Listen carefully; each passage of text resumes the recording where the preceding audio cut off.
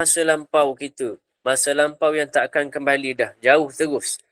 Yang ketiga, kata Al-Imam Al-Ghazali, apakah yang paling besar apakah yang paling besar dalam dunia ni? Apakah yang paling besar dalam kehidupan kita? Jadi macam-macamlah jawapan daripada anak namun Imam Ghazali ni tuan-tuan. Ada yang kata batu lah, ada yang kata sekian-sekian sikit. Kata Al-Imam Al-Ghazali, tak. Yang paling besar dalam kehidupan kita adalah nafsu dan juga kehendak. Nafsu dan kehendak ni tuan-tuan, macam-macam kita nak. Itu kata Al-Imam Al-Ghazali. Yang keempat, kata Al-Imam Al-Ghazali, apakah yang paling berat? Apakah yang paling berat dalam dunia kita sekarang ni? Adalah anak muridnya jawab batu. Ada yang sebut besi dan sebagainya tuan-tuan. Maka kata Al-Imam Al-Ghazali, yang paling berat dalam kehidupan kita adalah memikul amanah. Apakah yang paling ringan, kata Imam Ghazali, soalan kelima, yang berada dengan kita ini? Maka anak murid Al-Imam Al-Ghazali sebut kapas dan sebagainya dan kertas sebagai contoh. Maka Al-Imam Al-Ghazali kata, tak, yang paling ringan antara kita adalah meninggalkan solat. Tuan-tuan yang mulakan Allah Subhanahu Wa Taala. Solat ni dia senang tinggal, susah nak buat. Itu memang biasa tuan-tuan yang mulakan Allah Subhanahu Wa Taala, sebab ibadat tiada yang betul-betul kena dengan jiwa kita kecuali apabila ia mula beriman kepada Allah dan bertakwa kepada Allah Subhanahu Wa Taala. Dan soalan terakhir, kata Imam Ghazali, apakah yang paling tajam yang paling tajam dengan kehidupan kita ini? Jadi anak murid Imam Al-Ghazali mula jawablah pisau, pedang dan begitu. Maka kata Imam Al-Ghazali, tak, yang paling tajam itu adalah lidah. Tuan-tuan yang dimuliakan Allah Subhanahu Wa Taala. Jadi saya mengharapkan tajuk kita hari ini adalah tajuk yang moga-moga memberi manfaat. Sebab lidah ni tajuk yang besar sebenarnya. Bahkan ada babul lisan. Cerita bab dalam satu kitab itu ada cerita bab lidah sahaja tuan-tuan yang dimuliakan Allah Subhanahu Wa Taala. Sebab itulah kita jangan menafikan. Tak boleh nak menafikan bahawa lidah ni, kena akui bahawa lidah ni akan menghapuskan amalan. Fa'ahbata a'maluhum. Habis amalan semua sekali kerana lidah. Bukan sekadar ikhlas menghapuskan amalan. Ikhlas ni cerita yang kita dah cerita habis dah sebelum ni. Tapi ada satu bahagian lain yang tak boleh dipisahkan, yang memisahkan ataupun yang membatalkan amalan kita, iaitulah lidah.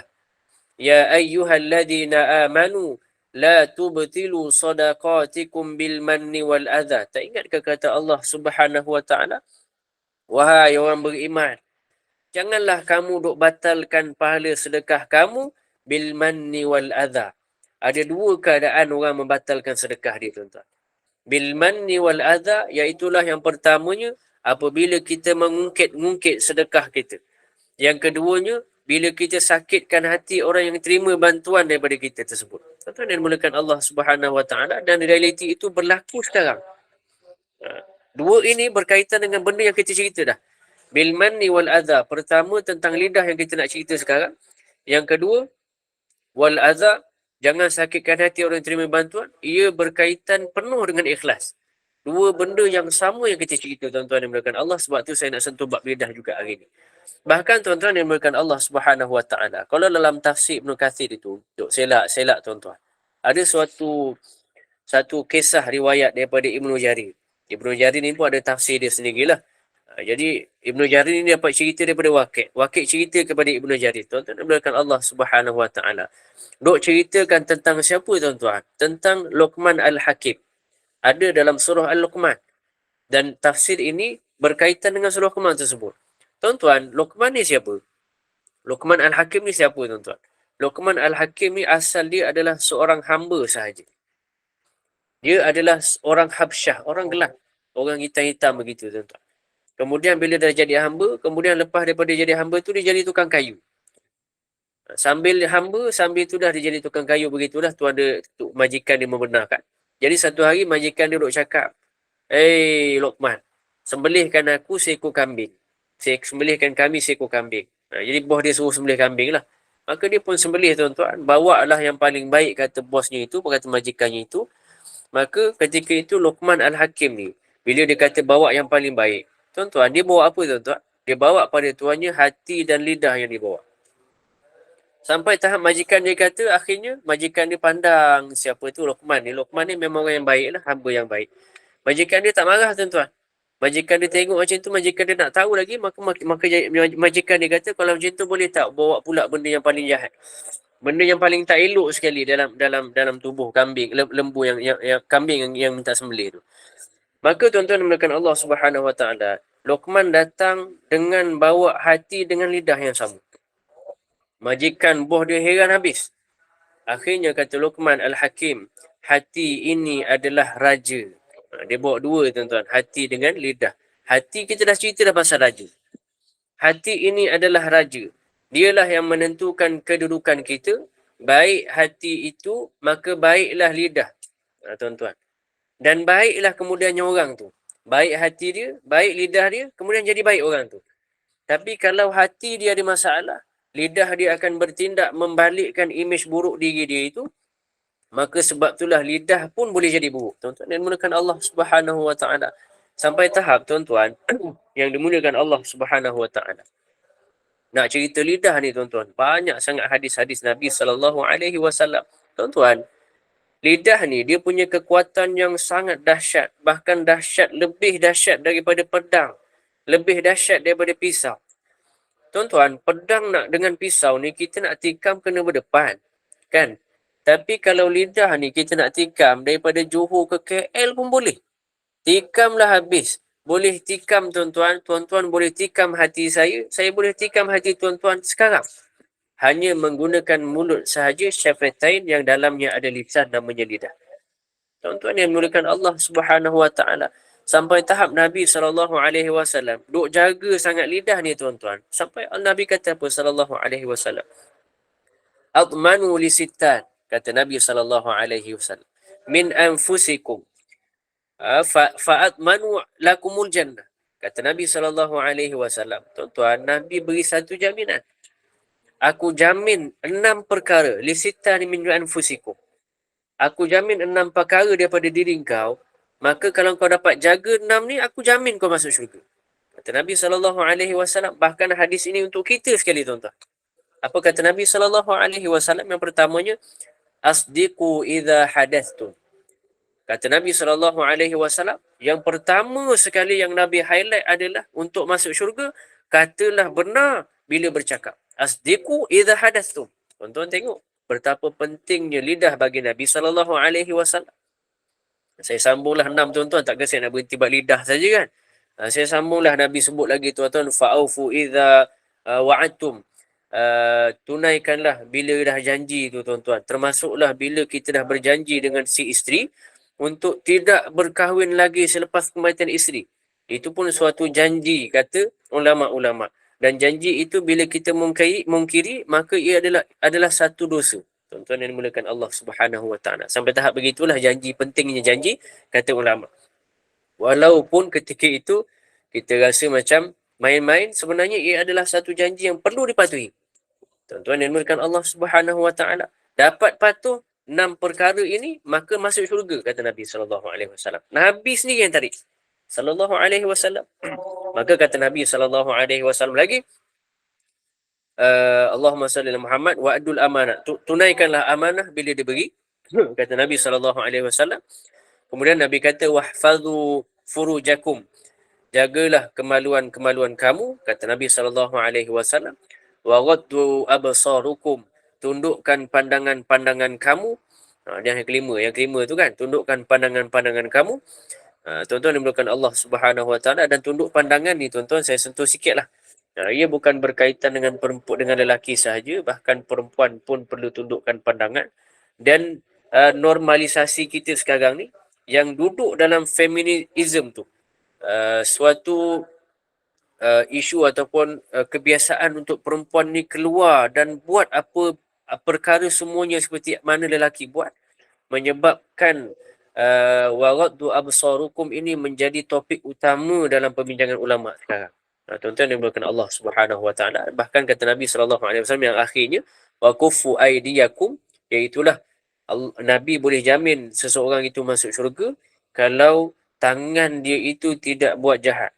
Kata Nabi SAW, bahkan kata ulama, tangan itu maksudnya kuasa. Ada jawatan, dia gunakan jawatan dia untuk buat jahat, maka ketahuilah Nabi tak nak jamin dia masuk syurga.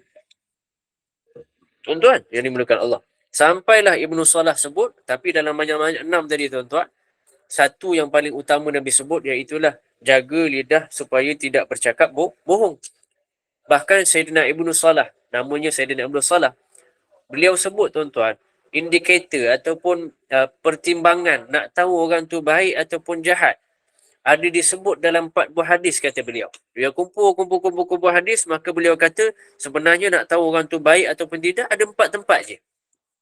Maka tuan-tuan, kita kena tengok 4 tempat ini. Jika kita patuh 4 tempat ini, ketahuilah kita dalam keadaan orang yang dipanggil orang baik-baik lah, seperti mana Ibnu Salah sebut. Apa kata beliau tuan-tuan? Beliau petik 4 hadis. Iaitulah yang pertamanya kata Ibnu Salah.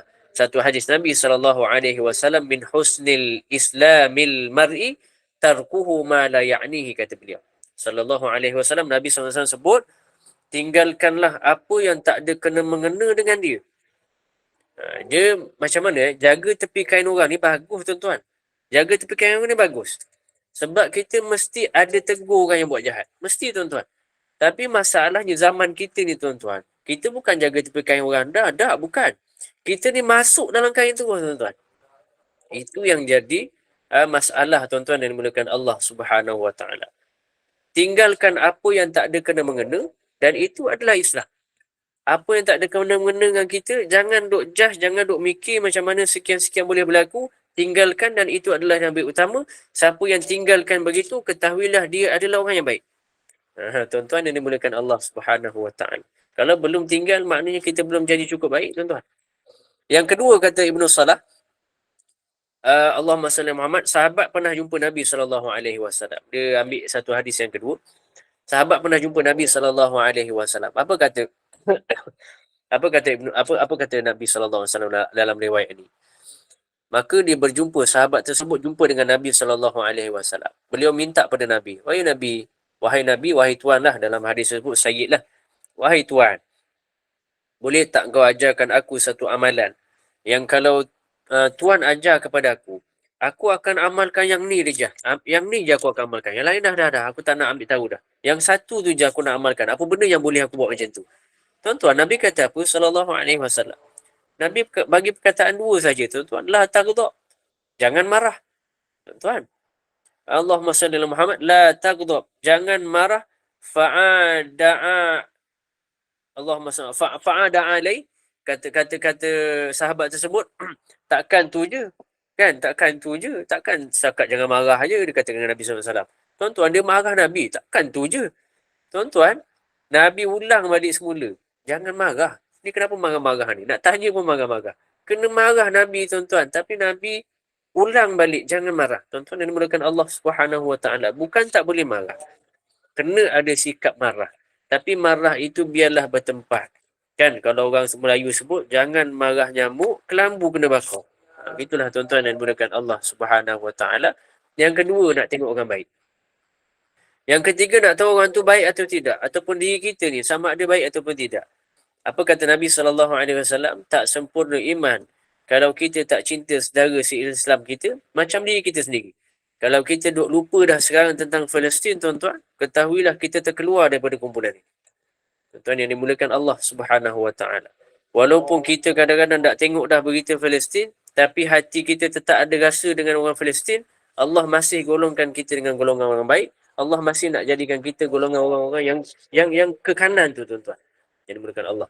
Dan yang keempat, kata Ibnu Salah, hadis yang keempat, man kana yu'minu billahi wal yaumil akhir falyaqulu khairan aw yathmut. Yang ni yang utama yang kita bincang hari ni. Siapa yang percaya kepada Allah dan siapa yang rasa dia percaya sangat dengan kiamat, maka dia kena cakap baik-baik je. Ataupun kalau tak ada benda yang dia nak cakap, benda baik dah, tak ada benda nak cakap dah. Habis kuota dah. Maka au yasmut, maka diam tu lebih baik. Tuan-tuan yang dimulakan Allah Subhanahu Wa Taala. Ada satu kata-kata tu, tuan-tuan. Dia kata apa? Orang cerdik ni, dia cakap sebab ada benda yang perlu disampaikan. Tapi orang yang tak baik ni, yang tak tergolong dalam orang baik ni, dia jenis nak bercakap supaya dia tunjuk yang dia ada. Kewujudan dia tu ada. Contoh macam mesyuarat, tuan-tuan, mesyuarat. Dia cakap banyak, tapi sekadar nak tunjuk kewujudan dia. They have something they have say something. Mereka mesti nak cakap sesuatu supaya dia tahu ada kewujudan dia. Beza dengan orang cerdik ni dia they have something to say. Mereka ni ada benda yang perlu disampaikan supaya bermanfaat. Ni tuan-tuan, indikator baik buruk daripada awal. Kita bincang semua sekali kait dengan lidah, tuan-tuan yang dimuliakan Allah Subhanahu Wa Taala. Sebab itulah kena ingat. Lidah ni suatu perintah daripada Allah Subhanahu Wa Taala direct terus daripada Quran. Tuan-tuan, Quran ni kalau perintah satu pun wajib dah. Satu perintah pun wajib dah, tuan-tuan. Habis tu kalau banyak, tuan-tuan pemerhati Allah Subhanahu Wa Taala, dalam Quran ni kan, saya tadi nak tanya soalan. Dalam Quran ni, perintah apa yang sekali je Allah bagi? Dalam Quran satu hukum, sekali perintah je Allah bagi. Apa dia, tuan-tuan, ni bukan Allah Subhanahu Wa Taala? Perintah selawat. Ya ayyuhalladzina amanu, apa tu, Allahumma salli Muhammad, apa tu, selawat, sallu alaihi wa sallimu taslima. Kan? Dalam Quran, semua Jumaat biasa jumpa. Tuan-tuan, perintah selawat tu sekali. Tapi itulah yang paling banyak kita buat. Tapi dalam Quran, pasal cakap baik, jaga lidah ni, lebih daripada satu. Tapi yang tu, tuan-tuan, kita banyak buat, bukan banyak kurang kan. Tengok tuan-tuan, saya ada kumpulkan satu ni, tuan-tuan, diberikan Allah Subhanahu Wa Taala. Tentang lidah yang Allah sebut dalam Quran. Saya ringkaskanlah, takut 15 minit terlebih. Ya, tuan-tuan, ada beberapa yang Allah sebut. Antaranya adalah surah Al-Baqarah ayat 83. Wa qulu linnasi husna. Kan ayat 83 tu kan. Wa qulu linnasi husna wa aqimus salah wa atuz zakah. Ucapkanlah baik-baik pada manusia, kata Allah Subhanahu Wa Taala. Arahan, tuan-tuan. Kemudian Allah masuk pula surah An-Nisa ayat 8. Kan ayat 8 surah An-Nisa tu. Apa Allah sebut? Allah kata berilah mereka itu harta anak yatim lah. Berilah harta kepada anak yatim dan ucapkanlah benda yang baik-baik sahaja kepada mereka. Wal masakin farzuquhum minhu wa qulu lahum qawlan ma'rufa, kata Allah. Kemudian Allah sambung pula ayat 9, tuan-tuan. Khawfu alaihim falyattaqullaha wal yaqulu qawlan sadida. Berimanlah kamu, takutlah kamu dengan Allah Subhanahu Wa Taala, qawlan wal yaqulu qawlan sadida, dan ucapkanlah dengan ucapan yang tepat kebenarannya, yang tak tipu. Banyak tuan-tuan tentang Al-Quran. Allahumma salli Muhammad, ayat-ayat tentang Allahumma salli Muhammad, tentang tipuan ataupun lidah ni, tuan-tuan. Bahkan dalam surah Nisa ni banyak jugalah. Surah Nisa ni tadi ayat 8, ayat 9, ada ayat 63 begitu. Surah An-Nisa ayat 63 itu Allah sebut, tuan-tuan dimulakan Allah Subhanahu Wa Taala, wa'idhum wa kullahum fi anfusihim qawlan baligha. Qawlam juga, tuan-tuan.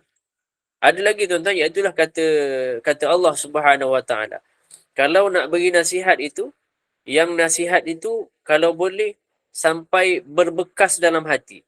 Sampai tahap nak tegur orang pun kena jaga hati. Maksudnya begitu. Wa'idhum wa kullahum fi anfusihim qawlan baligha. Nak beri nasihat, pastikan nasihat kita itu berbekas dalam hati dia, tapi bukan menyakitkan hati dia. Sampai tahap nak tegur orang pun Allah suruh jaga hati. Sebab lidah ni perintah Allah, bukan perintah jabatan agama, tuan-tuan yang dimuliakan Allah Subhanahu Wa Taala. Bahkan surah Al-Isra, kalau saya selak ni, banyaklah, tuan-tuan yang dimuliakan Allah Subhanahu Wa Taala. Surah Al-Isra ayat 23 begitu. Ada kata Allah Subhanahu Wa Taala, wa qadara rabbuka alla ta'budu illa iyyahu wa bil walidayni ihsana, kan, wa kullahuma qawlan karima. Allah perintahkan cakaplah dengan mak bapak ucapan-ucapan yang mulia, ucapan-ucapan yang sopan santun. Kemudian ayat 53 surah Isra juga, ucapkanlah ucapan yang baik. Syaitan ni suka sangat buat pergaduhan. Kemudian ada dalam surah Luqman ayat 19, inna ankarul aswati la sautil hamir, kata Allah Subhanahu Wa Taala, sederhanakanlah langkah kalian bila berjalan, dan juga sederhanakanlah suara kalian bila bercakap. Sebab seburuk-buruk suara adalah suara keldai, tuan-tuan. Semuanya berkaitan mulut. Bahkan peringatan ini, tuan-tuan, kan, seburuk-buruk suara adalah suara keldai. Bahkan ini juga merupakan suatu perintah, peringatan bagi orang yang cakap. Saya terus terang lah, tuan-tuan, bagi orang yang cakap dalam phone tu macam dia seorang je ada phone. Seolah-olah begitu, tuan-tuan. Kuat sangat suaranya. Maka merendahkan suara itu adalah lebih utama daripada bercakap. Dia cakap dengan lelaki, bukan mesti kuatkan suara dah. Dia jangan mendayu sahaja. Menguatkan suara bagi perempuan pun merupakan suatu kesalahan dan adab yang salah. Gitulah tuan-tuan berkat Allah Subhanahu Wa Taala. Tuan-tuan, kenapa kena jaga lidah? Sebab takut ada lidah ataupun perkataan-perkataan itu yang menjadi doa. Sebab itulah antara perkara-perkara yang ulama pentingkan sangat penjagaan lidah. Bahkan tuan-tuan, kalau kita tengok orang dulu-dulu, tuan-tuan perempuan rahmati Allah, dalam ni pun ada orang dulu-dulu lah kan. Saya rasa mesti ada lah kan. Ada orang yang saya panggil makan garam dulu daripada saya, yang lebih berpengalaman daripada saya. Jadi tuan-tuan, sebab tu orang tua-tua dulu, walaupun sekolah dia tak jauh, tak habis. Kan mak saya, ayah saya pun kalau dengar cerita tak habis belajar tuan-tuan, tak ada duit.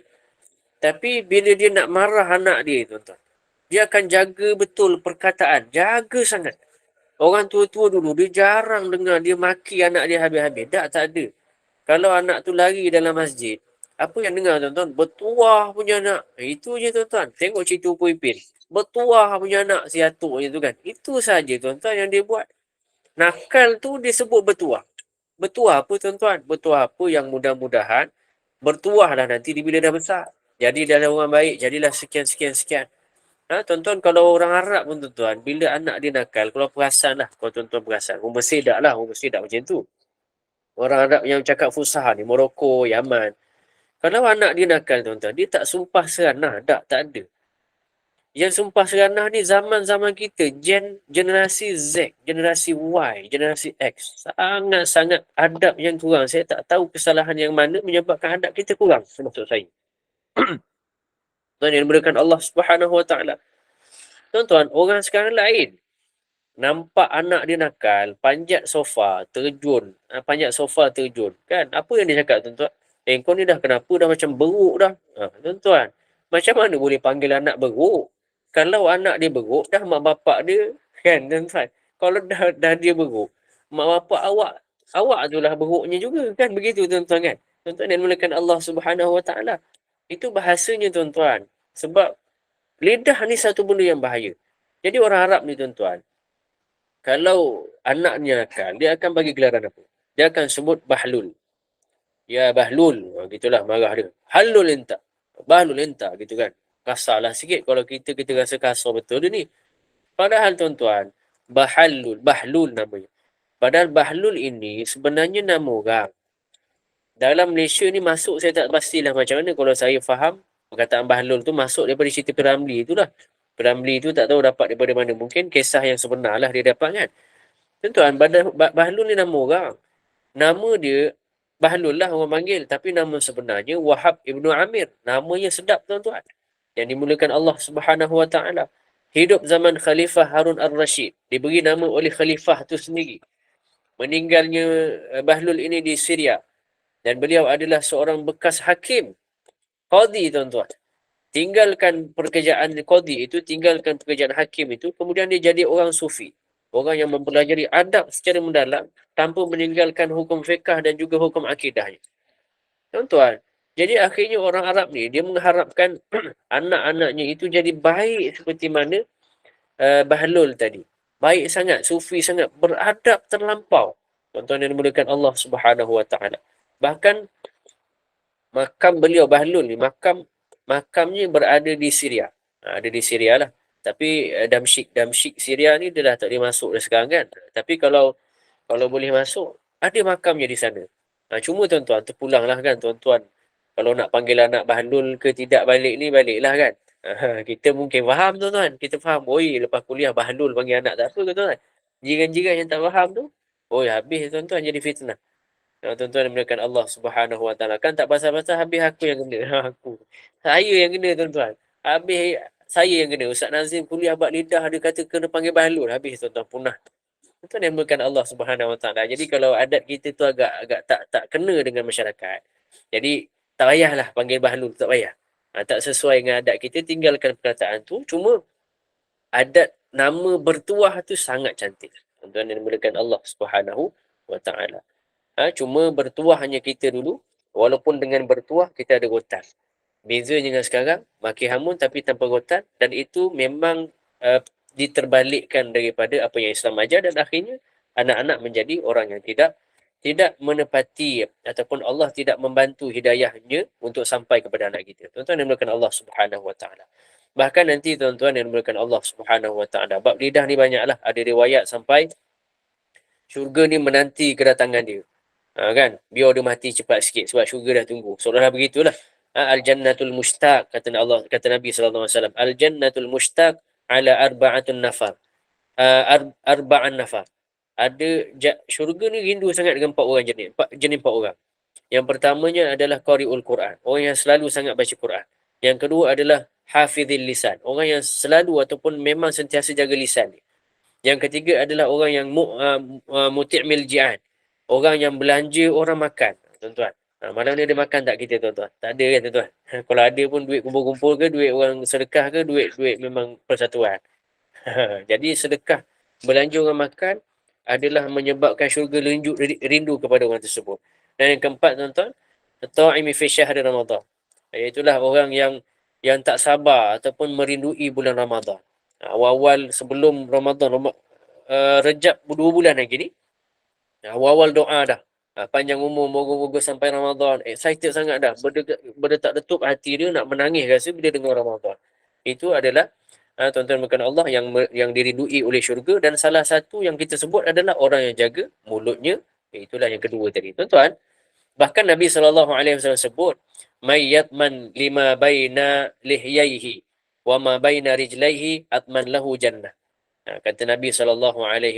Tuan-tuan, kata Nabi SAW, siapa jaga benda, siapa jaga benda yang duduk di 2 rahang mulut ataupun 2 peha.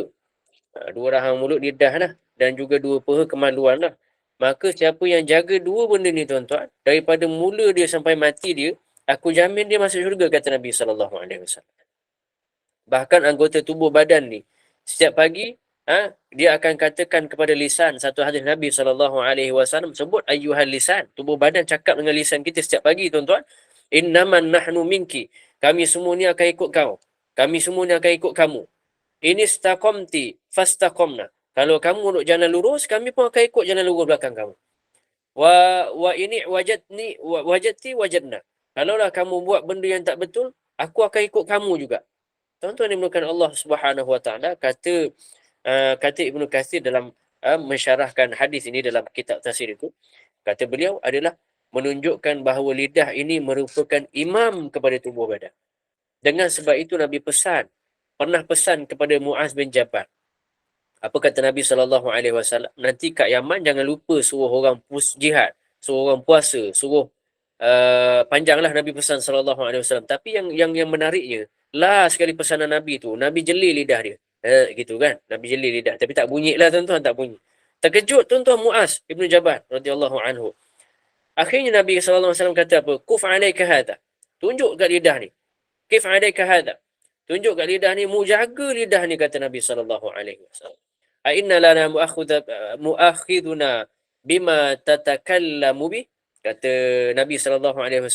Kata Muaz bin Jabal, sampai Muaz ni tanya, tuan-tuan, adakah nanti, kerana Nabi duduk lidah jeli begitu, sampai Muaz ni tertanya-tanya dan ditanya pada Nabi, adakah nanti orang akan kena seksa dengan sebab apa yang keluar daripada lidah dia ataupun apa yang dia cakap? Maka kata Nabi SAW, sakilatka ummuka ya Muaz, wahal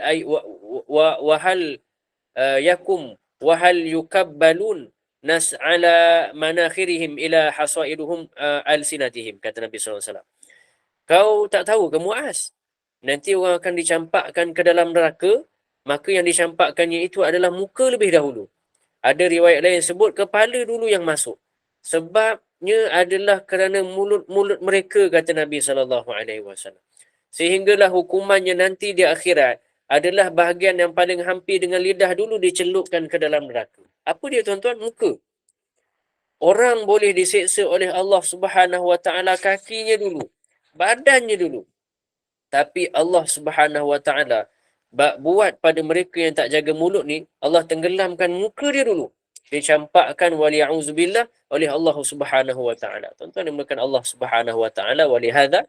Jadi akhirnya, kerana itu, tuan-tuan, akhirnya Nabi SAW beri suatu dhaman, beri suatu jaminan, beri suatu insurans, dan insurans ini adalah insurans yang terbaik daripada Nabi SAW. Insurans ini adalah percuma. Ini adalah insurans takaful yang klaimnya bukan sekadar boleh klaim di dunia, malah boleh klaim dan bawa ke akhirat kita, tuan-tuan dan dimuliakan Allah Subhanahu Wa Taala. Apa kata Nabi SAW yang kita dah sebut dah tadi, tuan-tuan? Ma hafidha ma baina lihyaihi, kata Nabi SAW.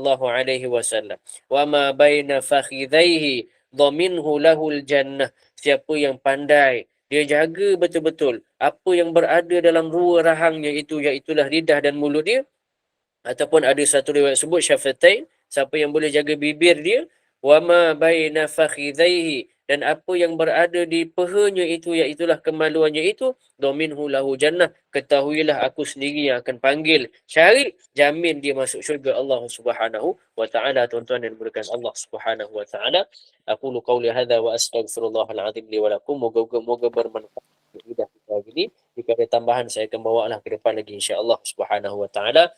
Qul qouli hadza wa astaghfirullahal azim li wa lakum wa li sa'iril muslimin wal muslimat bi rahmatika ya arhamar rahimin. Saya serahkan semula kepada pengurusi majlis kita pada malam ini. Terima kasih. Sama-sama Ustaz. Alhamdulillah, jazakallah khairan pada Ustaz Muhammad Nazim atas perkongsian ilmu ini mengenai waspada dengan lidah itu. Kadang-kadang kita ni terlupa yang mana lidah ni adalah termasuk nikmat Allah yang sangat besar, kerana kebaikan diucapkannya akan melahirkan manfaat, manakala yang buruk tu akan mendatangkan kesan yang berpanjangan. Kerana bahaya lidah sebenarnya ni amat bisa dan tajam. Sehubungan itu, setiap kali rasa hendak membicarakan hal keaiban orang lain tu, ingatlah kita ni sebenarnya ada aib sendiri juga ni sebenarnya, tapi kita lupa kadang-kadang kita nampak aib orang aja, aib sendiri tak nampak. Jadi itulah antara dosa dan maksiat yang dilakukan oleh lidah dan jari jemari kita juga. Dan semoga Allah SWT memberikan kita kefahaman dalam memahami syariatnya. Dan Ustaz, terima kasih atas pimpinan bacaan 3 surah itu tadi. Dan Ustaz, kita tutuplah dulu Ustaz, tangguhkan dulu majlis ilmu dengan tasbih kafarah dan surah Al-Asr. Silakan Ustaz. Kita tangguh majlis kita dengan kafaratul majlis wa suratul asri. Subhanakallahumma bihamdihi subhanakallahumma bihamdika asyhadu an la ilaha illa anta astaghfiruka wa atubu ilaik. Bismillahirrahmanirrahim. Al-asri innal insana lafi khusri illa alladhina amanu wa 'amilus solihat wa tawasaw bil haqqi wa tawasaw bis sabri. Wa sallallahu ala Muhammad wa alihi wa sahbihi wa baraka wa sallam. Alhamdulillahirabbil alamin. Terima kasih semua. Sama Ustaz. Baik sama. Assalamualaikum warahmatullahi wabarakatuh. Waalaikumsalam. Terima kasih Ustaz dan jemaah sekalian.